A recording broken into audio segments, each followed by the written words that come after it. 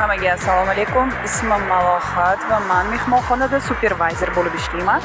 Hozir bu kadrda men mehmonxonalar aro treningga ketyapman va u yerda juda ham qiziqarli suhbatlar, uchrashuvlar va har xil foydali ma'lumotlarga ega bo'laman. Meni kuzatib boring, obuna bo'ling va meni qiziqarli videolarimni ko'rib o'ting. Hammaga omad.